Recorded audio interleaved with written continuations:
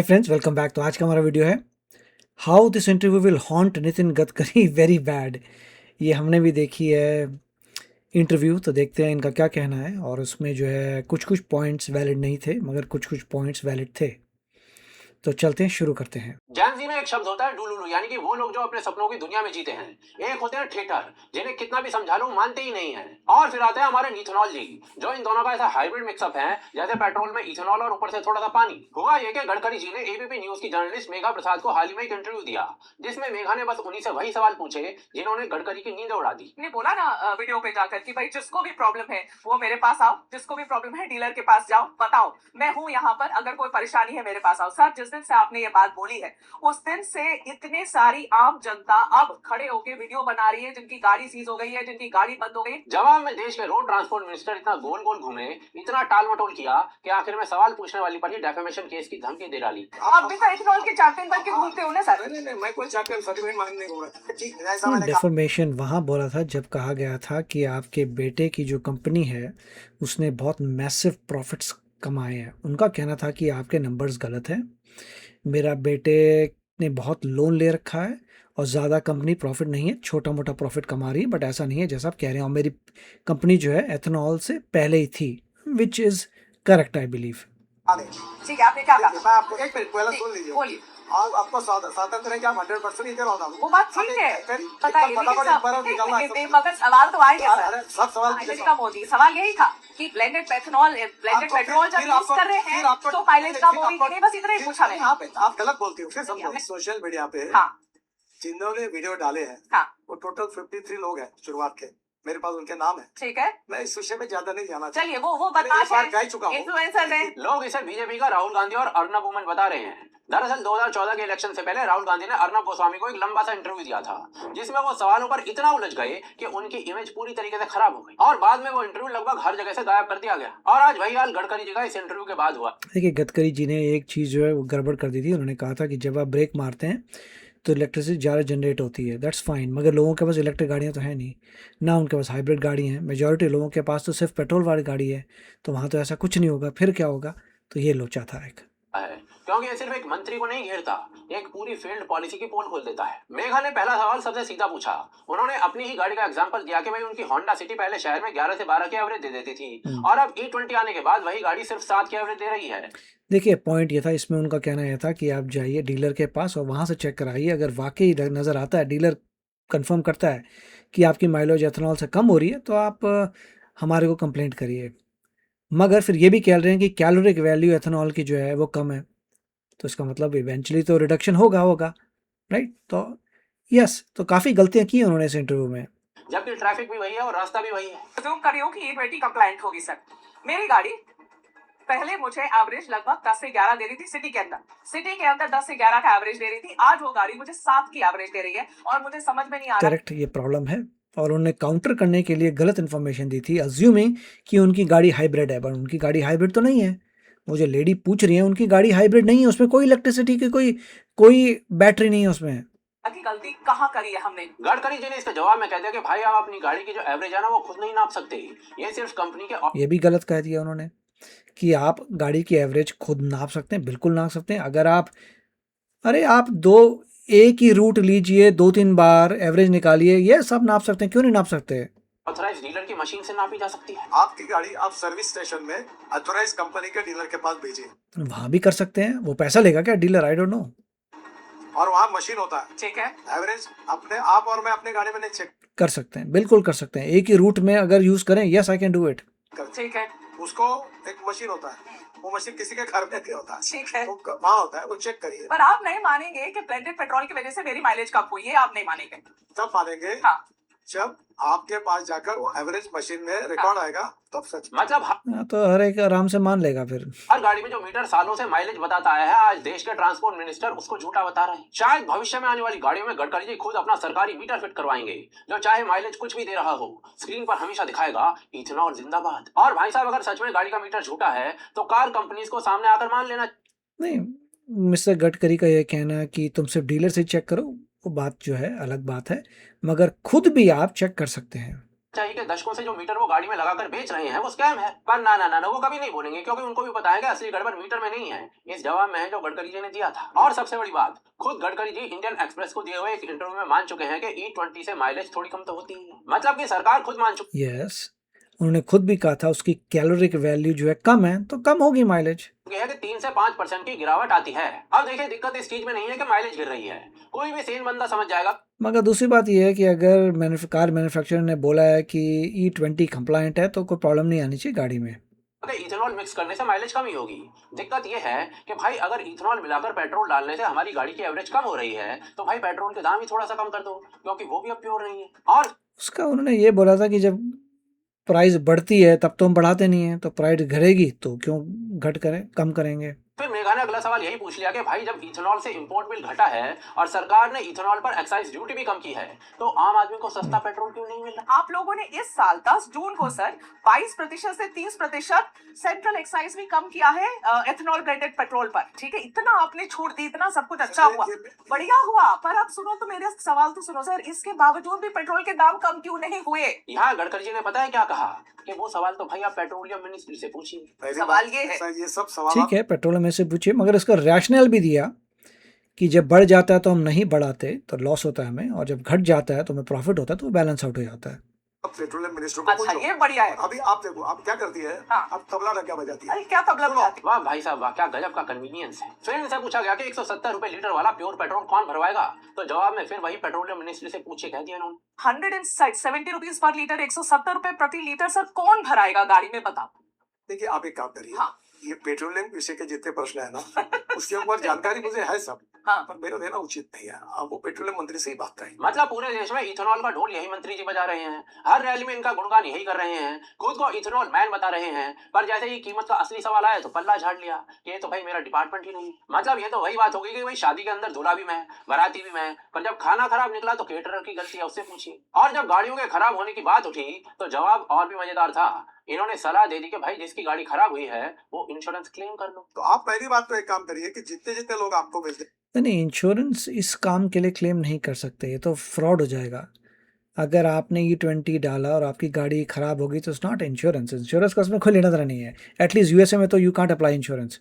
वो तो अब अगर आपकी कार जो है वारंटी में है तो आप जा सकते हैं मैन्युफैक्चरर के पास बोलने के लिए, देखो भैया गाड़ी हमारी वारंटी में है और माइलेज कम हुई है, मगर तुमने कहा था E20 कंप्लायंट है, उसके बावजूद ये हाल हुआ तो क्या करें।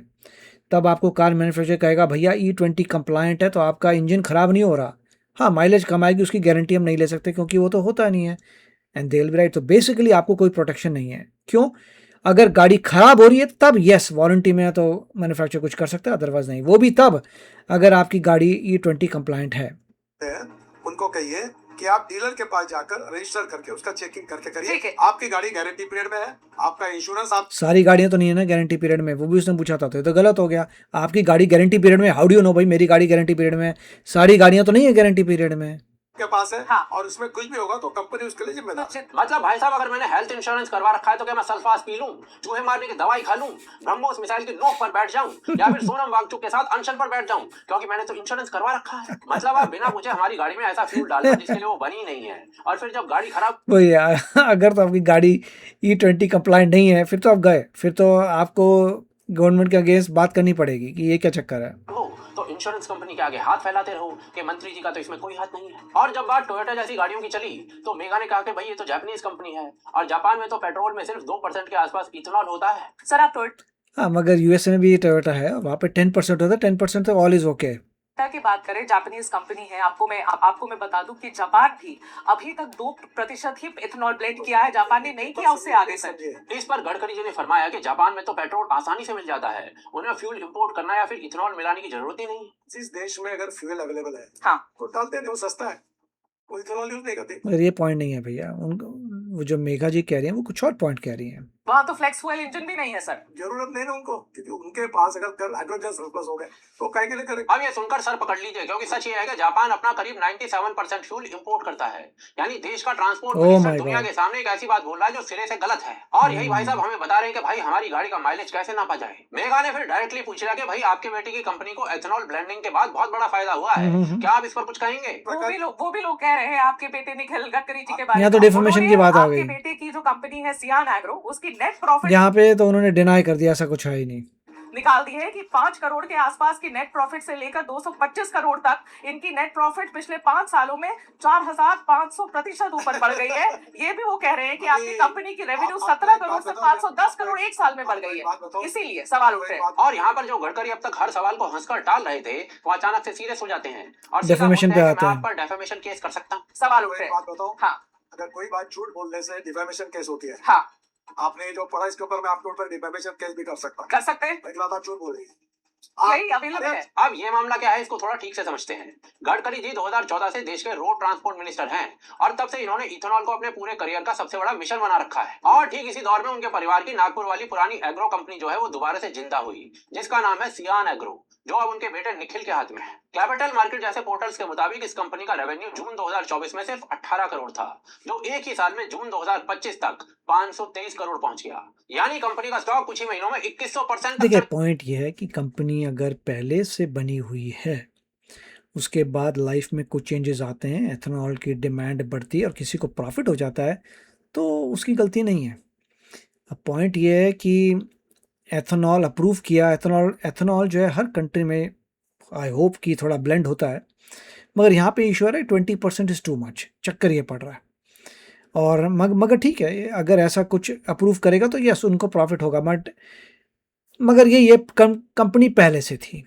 एंड माइंड यू, ये सब कुछ हवा में नहीं है, सब कुछ डॉक्यूमेंटेड है। और ये पूरा उछाल ठीक उसी वक्त आया जब देश के अंदर E20 पूरी रफ्तार से लागू किया जा रहा था। यानी एक तरफ तो मंत्री जी पॉलिसी बना रहे थे और दूसरी तरफ उसी पॉलिसी से जुड़ा हुआ बिजनेस परिवार के अंदर फल फूल रहा था। और इस बात पर इथेनॉल गडकरी जी ने कहा कि भाई ये कंपनी तो इथेनॉल पॉलिसी से पहले की है और इथेनॉल उनके परिवार के पूरे बिजनेस का 10% से भी कम है और इंडिया के कुल इथेनॉल उत्पादन का 0.5% से भी कम है। हाँ, उसका टोटल ग्रुप का टर्नओवर जो है वो टर्नओवर में इथेनॉल का 10% भी नहीं। ठीक है, और ये तो यहाँ पे गलत है, 100% गलत है। ओके। पर भाई साहब सवाल यह है कि अगर 0.5% पे इथेनॉल को लेकर ऐसे बौराए हुए हैं तो 10% पे क्या करते? नितिन गडकरी जी अक्सर ये कहते हैं कि भाई इथेनॉल एक बहुत अच्छी पॉलिसी है and I agree to some extent, लेकिन इस बात में एक झोल है, वो बताता हूँ आपको। E20 का मतलब है ऐसा पेट्रोल जिसमें 20% इथेनॉल मिला हुआ हो और बाकी 80% असली पेट्रोल हो। लेकिन दिक्कत यहीं से शुरू होती है, क्योंकि अप्रैल 2023 से पहले बनी ज्यादातर गाड़ियां सिर्फ E10 के लिए बनी पंगा तो यही है, पुरानी गाड़ियां तो कंप्लाइंट ही नहीं है 20 थी, यानी वो ज्यादा से ज्यादा 10% इथेनॉल ब्लेंडिंग झेल सकती करेक्ट, क्योंकि ये यूएसए में 10% ही है बस। है और अब उन्हीं गाड़ियों में सीधा 20% वाला फ्यूल डाला जा रहा है। तो पंगा पड़ेगा उन पुरानी गाड़ियों पे, और वो कोई गारंटी में नहीं होंगी, वो वारंटी में नहीं होंगी, कुछ नहीं होगा, तो उन लोगों को बड़ी प्रॉब्लम्स आएगी, उनकी गाड़ियां खराब भी हो सकती हैं। देखिए इथेनॉल में दो दिक्कतें हैं। पहली है कि पेट्रोल से कम एनर्जी देता है, यस, ऊपर से खराब हो जाएगा पेट्रोल इंजन, और इसीलिए उतने ही फ्यूल में गाड़ी कम चलती है और माइलेज गिरता है। और दूसरी है कि इथेनॉल हवा से नमी खींचता है और थोड़ा कोरोसिव हो जाता है, यानी वो धीरे धीरे उन रबर सील्स, फ्यूल पंप्स और इंजन के हिस्सों को खा जाता है जो इसके लिए बने ही नहीं थे। और भाई साहब ये नुकसान एक दिन में नहीं क्योंकि वो कंप्लाइंट नहीं है, पुरानी गाड़ियां हैं, करेक्ट, उनको लॉस होगा। दिखता है, ये हजारों किलोमीटर बाद धीरे धीरे सामने आता है और इसीलिए जब तक आपको पता चलता है कि भाई गाड़ी अंदर से घिस चुकी है तब तक देर हो जाती है। इस सब के बावजूद यहाँ सरकार ने 3 गलतियां की हैं। पहली गलती, जो बदलाव 2030 तक धीरे धीरे होना चाहिए था उसे करेक्ट, बात सही है, अगर धीरे धीरे करते तो और गाड़ियां कंप्लाइंट हो जाती E20 के, सब सही रहता, इन्होंने बहुत जल्दी कर दिया, जल्दबाजी में 2025 में ठोक दिया गया बिल्कुल। ताकि टाइम से पहले पूरा करने का नगाड़ा बजाया जा सके और उस नगाड़े का बिल आम आदमी की गाड़ी के नाम पर काट दिया गया। दूसरी गलती, क्योंकि लोगों के पास व्हीकल्स थे ही नहीं जो कंप्लाइंट हो। दुनिया के बाकी देशों में जहां इथेनॉल चलता है वहां पर पंप पर चॉइस मिलती है कि भाई कौन सा ब्रांड चाहिए, पर यहाँ E20 सीधा नहीं, यूएसए में सीधा हर एक को बहुत ही कम जगह होता है, नॉर्मली एक ही मिलता है और उसमें जो है 10% तक होता है। अकेला ऑप्शन बना दिया गया है। बिना इथेनॉल वाला पेट्रोल अब भी मिलता है, पर कई जगह फ्लेक्सिबल मिलता है, पर मेजॉरिटी आप जाओगे पेट्रोल पंपों में आपको एक ही मिलता है, वो 10% यहाँ पे होता है उसमें।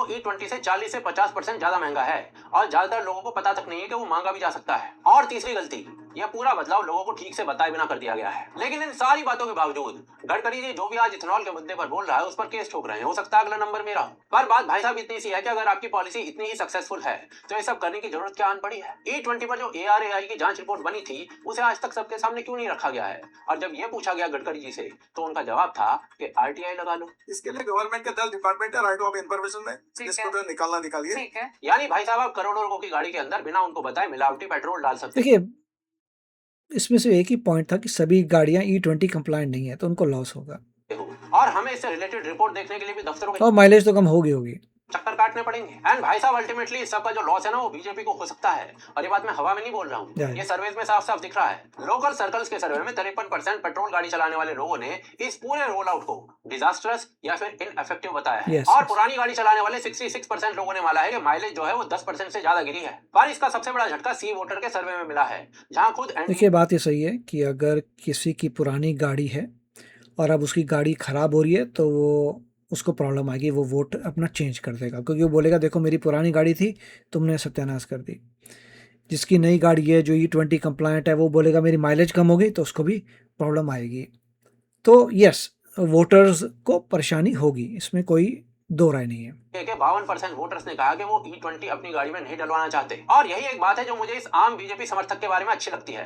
ये लोग अपनी ही सरकार से जवाब मांगते हैं, अपनी ही सरकार को कटघरे में खड़ा करते हैं। और भाई साहब जब आपका अपना वोटर आपकी पॉलिसी पर चप्पल उठा रहा हो तो समझ जाइए कि गड़बड़ छोटी नहीं है। और इन सबने एक ही चीज मांगी। बात सही है।